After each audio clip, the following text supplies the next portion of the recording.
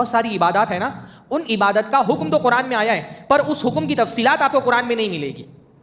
اللہ نے کہا قیموا الصلاۃ، نماز قائم کرو، پر نماز کیسے قائم کرنی ہے اس کی ڈیٹیل آپ کو قرآن میں نہیں ملے گی. کہاں رجوع کرنا پڑتا ہے آپ کو؟ حدیث کی طرف.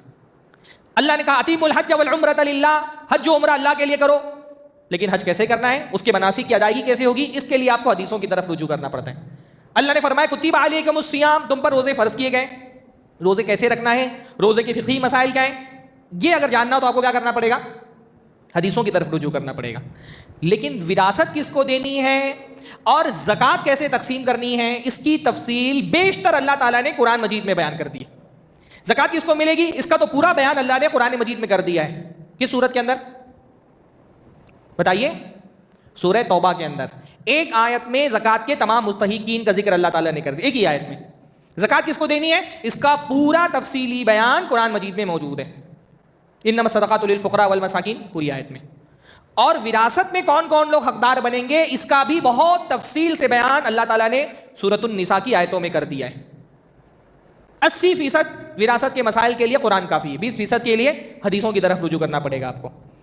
بیسک جو وراثت کے مسائل ہیں، کون کون کتنے حصے دار بنیں گے، بیسک مسائل آپ کو قرآن مجید میں مل جائیں گے الحمدللہ. کیوں ایسا کیوں ہوا؟ کیونکہ وراثت کے مسائل اس کا تعلق ہر مسلمان سے. بھئی نماز آدمی پر کب فرض ہوتی ہے؟ جب وہ بالغ ہو جاتا ہے. لیکن وراثت کے مسئلے کا تعلق صرف بالغ لوگوں سے نہیں ہے. وراثت میں بالغ لوگوں کا بھی حصہ بنے گا، بچوں کا بھی حصہ بنے گا، عورتوں کا بھی حصہ بنے گا، مردوں کا بھی حصہ بنے گا. بلکہ عورتوں اور مردوں کے بیچ کی جو صنف ہوتی ہے مخنث، ان کا بھی حصہ بنے گا.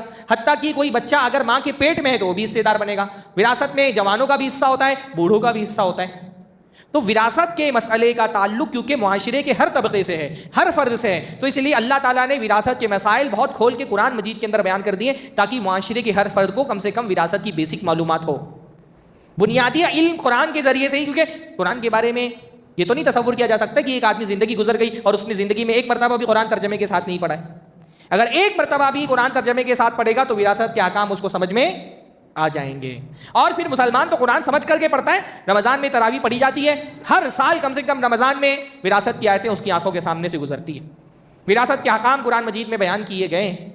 لیکن افسوس کی بات یہ کہ ہر سال قرآن ہم 2 3 3 4 4 5 5 مرتبہ ماشاءاللہ ختم کر دیتے ہیں، تراویح میں بھی سنتے ہیں، لیکن پھر بھی وراثت کے معاملے میں بیشتر لوگوں کا علم صفر ہے، زیرو ہے.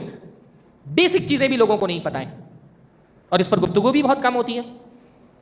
نہ اس پر خطبے ہو رہے ہیں، نہ اس پر اجتماعات ہو رہے ہیں، دروس ہو رہے ہیں. ان میں یہ بیداری اور لوگوں کے اندر جو جاگرکتا پیدا کرنی چاہیے، جو اویئرنیس لانا چاہیے وراثت کے معاملے میں، وہ بھی نہیں ہو پا رہا ہے. تو لوگ ایک دوسرے کے حقوق کھا کر کے بیٹھے ہوئے ہیں اور کوئی فکر بھی نہیں کر رہے ہیں. حالانکہ یہ چھوٹی